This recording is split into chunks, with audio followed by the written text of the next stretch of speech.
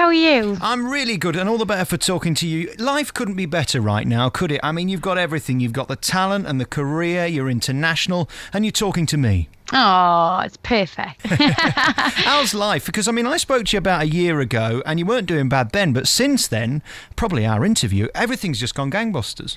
It's been insane. You know, I've had a brilliant year so far. I've been doing lots of traveling, you know, sort of promoting my album around the world, and you know, the response to it is just, for me, I think it's really unexpected. I didn't imagine that, you know, people would take to it like they have. So yeah, it's been brilliant, and I never imagined any of this would happen at all. So, you know, these whole 6 years have been awesome, and I'm still loving every minute of it. Your last album was a little bit different, wasn't it? And it was a nice change to hear the new Katherine, which was less classical, more pop, but it still stays to your roots of great singing with great songs. Oh, thanks. Well, the idea was to make my most crossover album, and I wanted to do something that kind of reached out more to people and made them, you know, feel like, you know, classical music was something that they could access. And so the idea of that was to take really well-known songs from popular music, but me sing them in my classical style with, you know, with an orchestra, so that people felt like they were having a classical experience, but with music that they already know. And so it's really a fusion of opera and pop. What's it like being the lady that we know can deliver, whether it's live or not live, whether it's 1,000 people in a studio or 1 million people on the TV? I mean, you've kind of created that now, haven't you, where we know you're going to knock us out the park. It must be a lovely place to be. Oh, that's really sweet. Thank you. Well, it's just been, it's amazing when they ask you to be involved in, you know, these big events, and, you know, things like sporting events or sort of historic events, and, you know, things like celebrations. And I really, really enjoy that, because as a classical artist and, you know, studying opera, I never really thought that I would go down this path. So when you are on the bill with lots of these sort of pop artists, and you're the one kind of representing classical music or whatever, you know, that it to me is amazing, because I think it shows that more people are getting interested in this kind of music. And I think it's all about really how it's presented to people. So now that you're sort of seeing that happen more and more, then it just makes me very happy. What do you think is more important right now for you, the fact that you're a big personality or an amazing singer? Because you've kind of bonded the two together. We love hearing you talk as much as we like hearing you sing.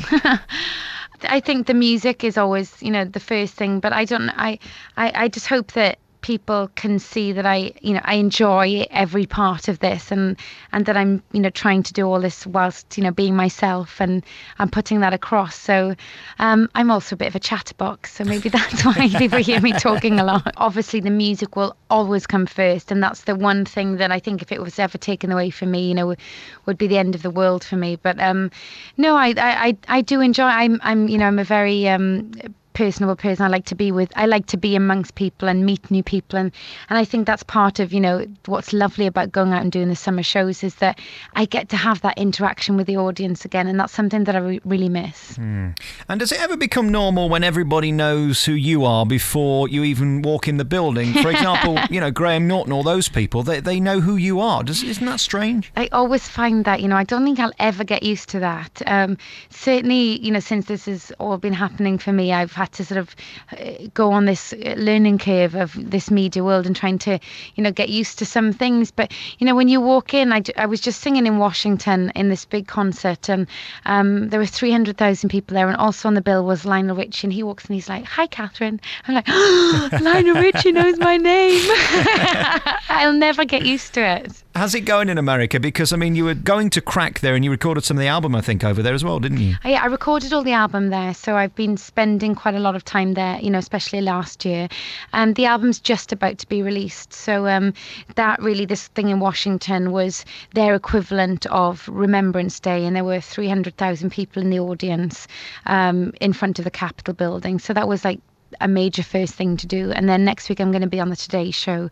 So it's just really starting, and I think it's going to be a really long and, you know, quite a hard process, but it's something that I'm going to go and just work hard and be myself and see what happens. There's no question they're going to fall in love with you, because the Brits are in right now as well. That helps. Well, you know, I hope so, but I don't think anything's certain, and I you know, I never have expectations. I've never had expectations of how my albums would do here. So like I said, I'm just going to go there and work hard. And as for the Oprah moment, it must have been discussed. That's the one that everybody wants to get on. Would that be an added pressure?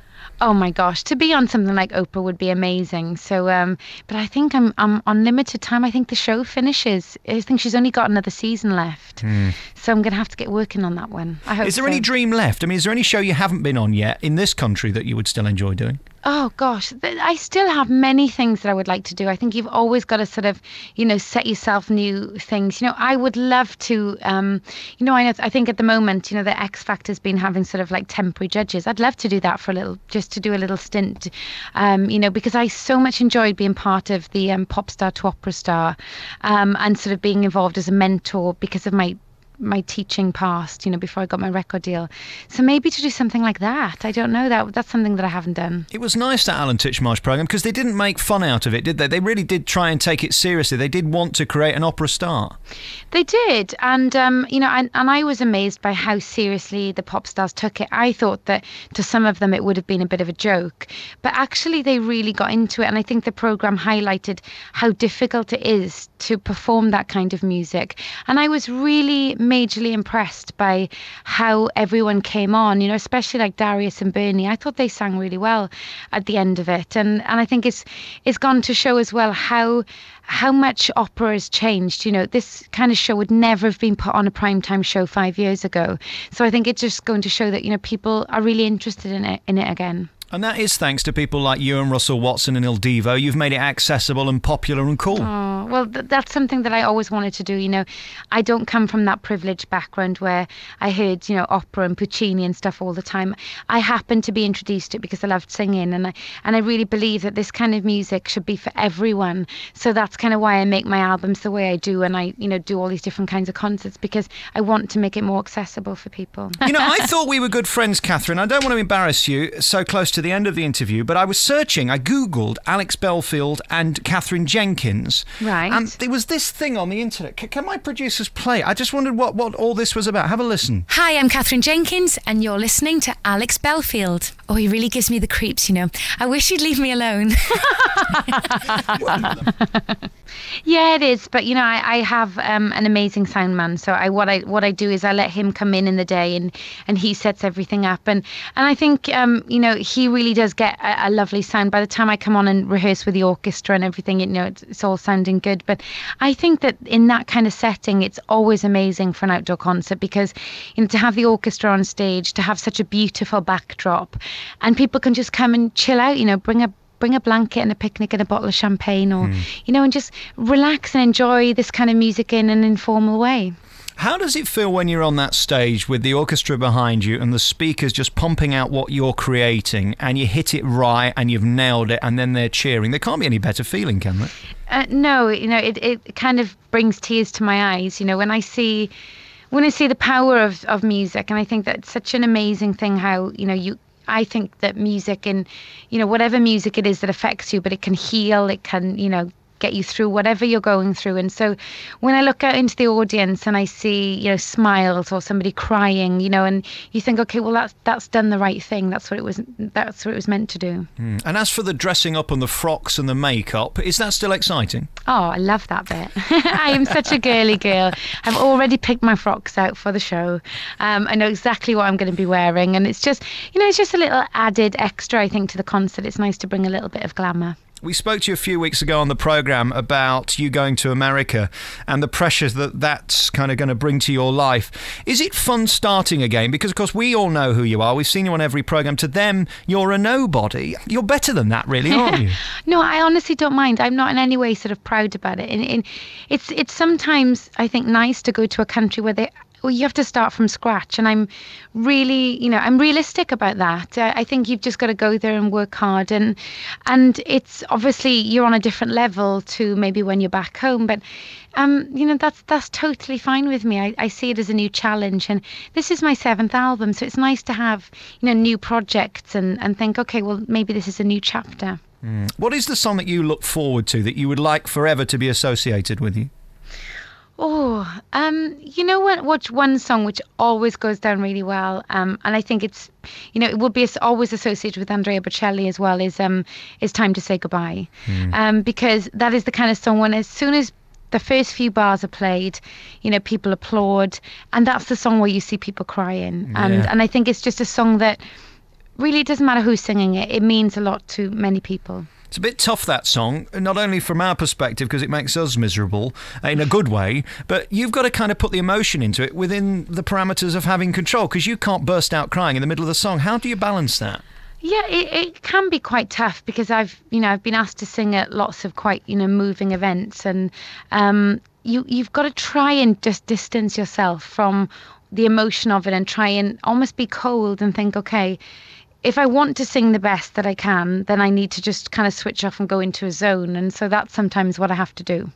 I know we talked a lot about your dad last time we did this long programme together, and you are very spiritual, aren't you? I mean, you care a lot about your family. I think that's one of the reasons you've stayed so grounded. Well, it's just important to me that my family are so close, and they all are very, very normal people doing very normal jobs. And I just find that when I'm back with them, it's my reality check. I see my career through their eyes, and I see how excited they are, and I think that just puts it all into perspective. So I'm really grateful for that. And in terms of my father, for some reason I feel like he knew what was going to happen. I don't know, but he was very supportive, and so I feel that he's definitely here watching. And sometimes, if I'm going on and I'm having a hard day and I need to give a good performance, I'll have a little word with him and ask him for his help. I'm sure there'll be a moment on that plane, won't there, when you're flying over to New York, into LA or wherever to do the TV shows, where you'll think, wow, it's happened. Yeah, I think it's usually just, a minute before I step out onto that stage that I think, okay, Dad, when I've got a little bit of, quiet time and there's nobody else around, then I do it then. I don't want to sound like your agent or anything, but I do hope they're sending you on a flat bed. We don't want you in cattle class. They're taking care of you, aren't they? I'm very lucky. They do look after me. What do you need backstage to get on then, other than your frocks and your makeup? What do you demand?